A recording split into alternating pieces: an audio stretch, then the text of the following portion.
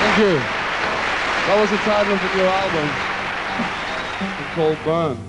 It'd be silly if we started suddenly writing like the Eagles, because they do it better. But we do Deep Purple better than the Eagles. When David singing like Joni Mitchell, it's silly. You do what you're good at. Yeah, the limitations which you accept. What comes out is a conglomeration of 5 people's ideas and the way they play. You are what the audience make you. It's no good saying. It's no good saying you're a serious musician and everybody starts laughing at you. You know. They're right. You know, if you do what you do to the best of your ability, then the audience puts you into a category. You don't. They make you. They say, well, these are now a heavy rock band. This is a nice folk band. You don't say that. You know, you're too inside it. You can't say anything.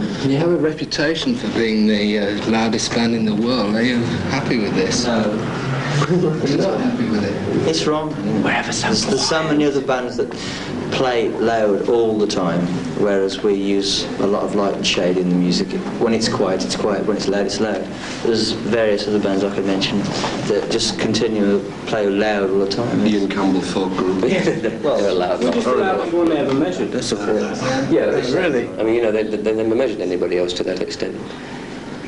And nothing to be proud of. It's nothing to do with aggression. You want to present an aggressive image. Oh, well, we certainly would like to be. We like to think of ourselves as a vaguely aggressive band. I mean, we're not that interested in being anything else. In terms of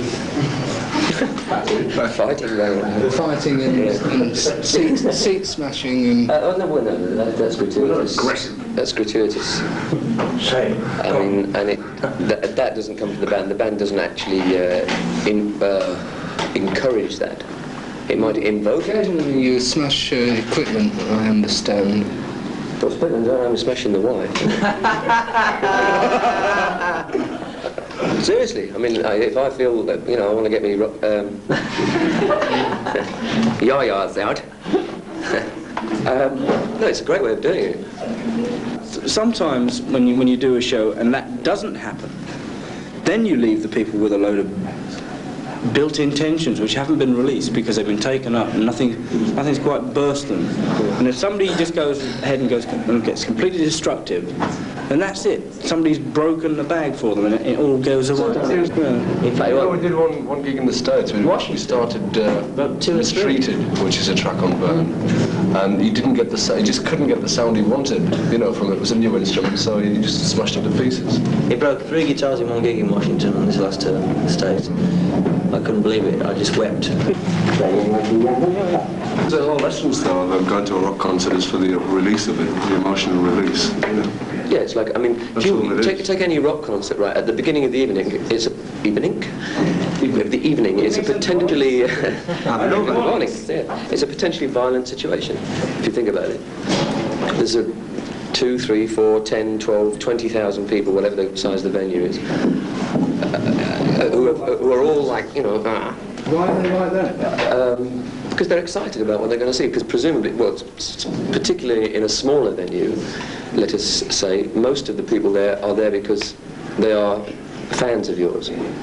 So that it's cathartic, is this violence? They're not going to imitate it. I wasn't going to use the word catharsis because I hate intellectualising on that level. I don't think it's quite... no, nothing against the way you put it, but I think it's a very simple situation of... A lot of very excited people all together. You need to be entertained and released and sent home happy. The release you can get is like the physical release, which I think is what we promote. Right? Physical release. I'll put it there. All right. An acoustic thing is purely a nice evening. A nice, you know, like happy feelings and things like that. There is a certain impression. You can draw parallels in other kinds of entertainment or art. I mean, you get a very different feeling from looking at one of those Renaissance paintings of Madonna with child than you do from looking at what's his name, Francis Bacon or something. You know, with the screaming Pope, with a great sort of screaming face. That's a tense picture, right? Whereas, or the Mona Lisa, let's say, you know, is a very serene picture. So I mean, contrast has to exist in all forms of entertainment or art or whatever you care to call it. You're the Francis Bacon band. Much more than much more than the Leonardo da Vinci.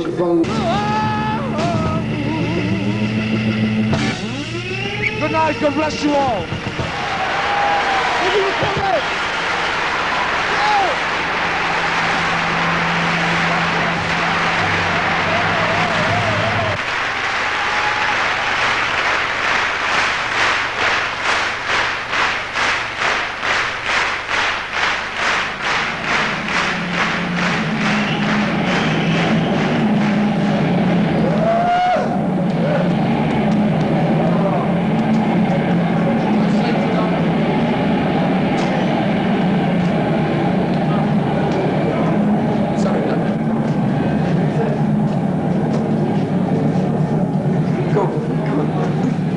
No, it turns me on that. It's the thing. I love it.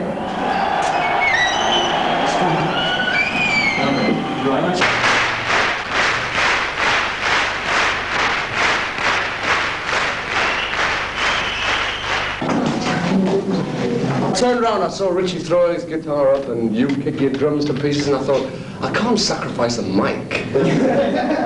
And I thought, I'll kick the monitors off, you know. And I thought, can I afford it? I'll go off. I've got 8 mics on. I threw a ring on the floor and jumped on it. You know. Crushed it great.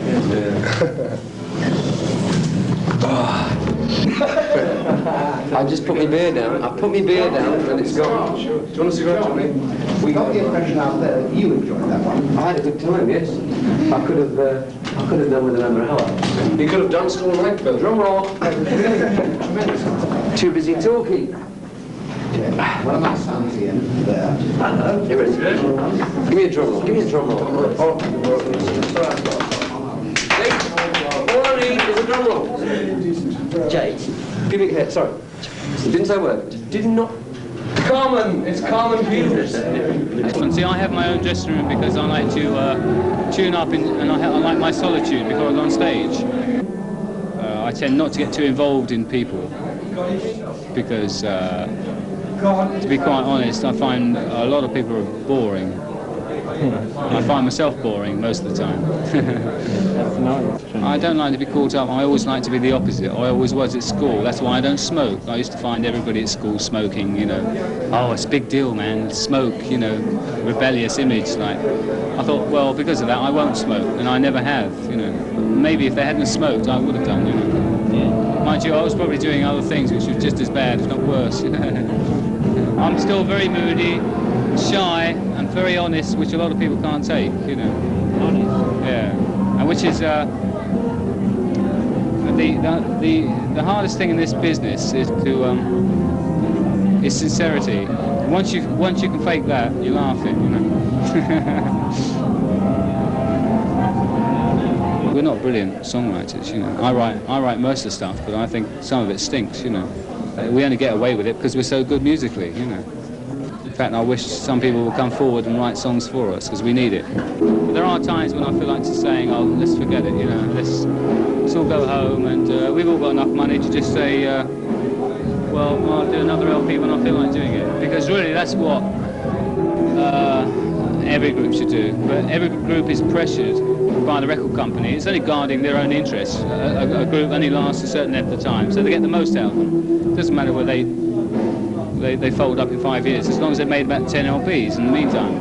Whereas in actual fact, to get the best out of a group, you've got to give them a year for each LP, I would think, for an actual progression without forcing it. And that really bugs me, actually, going to the studio. Right, we're going to turn out an LP, boys, you know, here we go, blah, blah, blah. I've got to write a song today, you know. It's just ridiculous, you know. Yeah. And I don't know if I've got the guts to do it, but I've often thought, that's it. I'd like to leave, not the band, I just want to get out of the business, play when I feel like playing, and do a record when I feel like recording. It'll be fantastic, but you can't have it all your own way, you know. In terms of like longevity, this job comes last. It comes last. You're given probably well, anywhere between 2 and 10 years, I would say, at the maximum, right, to make your. You've had 6. We've had 6, yeah.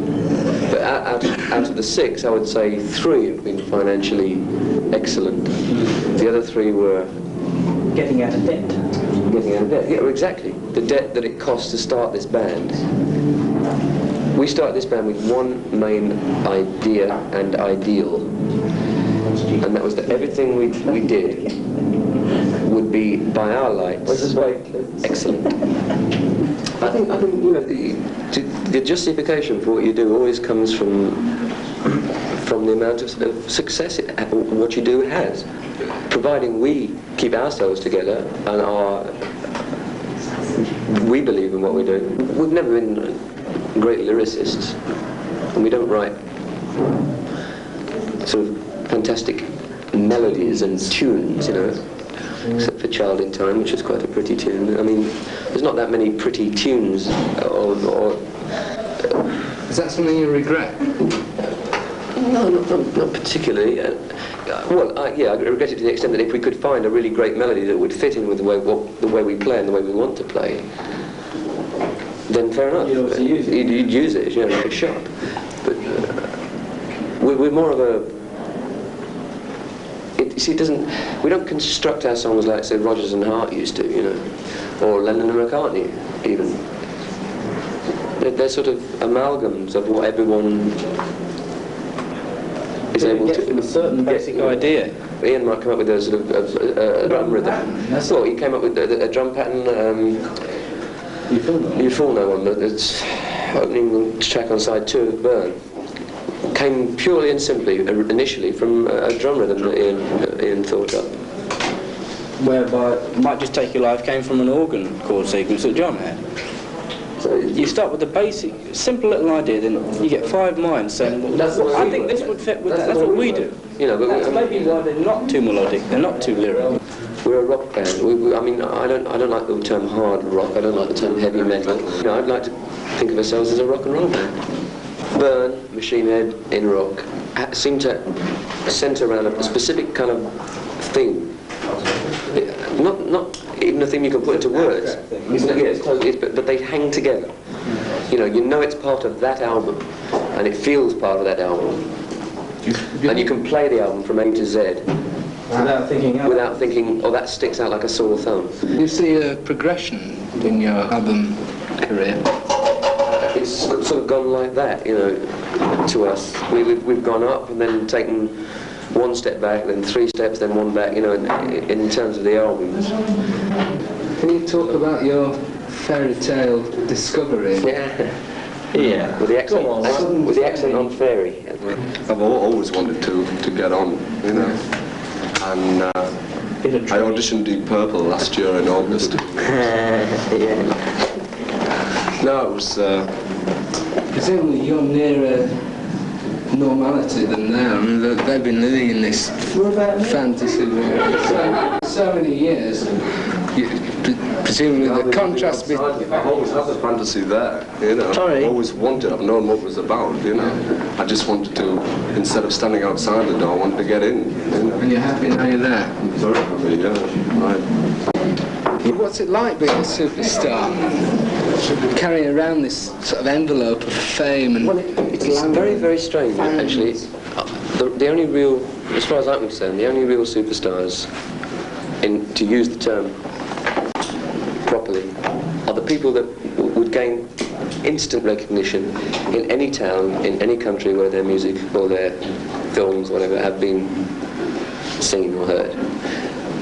Rock musicians don't actually come in for that kind of recognition outside the sphere of being in a concert hall and its environs. People now say to me, what's it like to be a superstar? And I say, pardon? Because I'm still playing the same as I did before, but it's like changing a job. It's like anyone changing a job. I'm playing with better people.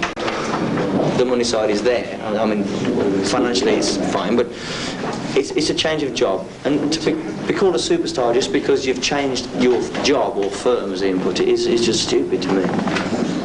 I just can't. No, it must have altered your lives. You don't eat fish and chips now. You presumably go to... Do it for fancy. Do it for fancy. You might have the wrong idea. If you don't want to eat fish and chips, you can afford not to eat fish and chips. That's all. That's the only. All it is choice. We don't walk around with hand mirrors, that sort of admiring ourselves all the time, Like, as Ian puts it, once the job is over for that particular night, you go home or you leave, and once you're out of the surrounding area, honestly, hardly anybody would recognise you unless they happen to be a fan of yours and have pictures of you at home or something. Or your album. I mean, like. Is that failure? No, it's because. I'd rather be recognised musically than as a face. It's an insulated world, rock and roll. I mean, it doesn't actually get to Mrs. Hodgkins at number 43. It gets to her daughter maybe or her son. Actually, I'd like to get to Mrs. Hodgkins' daughter. She's all right. Paul McCartney's discovery. Yeah, that's right. Mary Hodgkins. Do you see what I'm trying to say? It's very insulated. And if it does happen in the street, if some Joe Boggs comes up to me in the street and asks for my autograph, of course I'm knocked out. I love it. It's a great feeling. But you give up such a lot, You give up such a lot when you're doing this. Time. That's what you give up. For an hour and a half you get on stage, you're probably spending 2 or 3 days, away from your home life. Your social life gets screwed right up because you're pissing off to different countries every month or so. And that's a huge thing to give up. That freedom to say, I think I'll go to the pictures tonight, because you can't, because tomorrow you're playing 1,000 miles away, you've got to get a plane. Now you may say, quite rightly, that you'd give up that freedom for the amount of money involved. Right, yeah. And that's exactly what I'd say. Yeah. Which is why I'm doing it.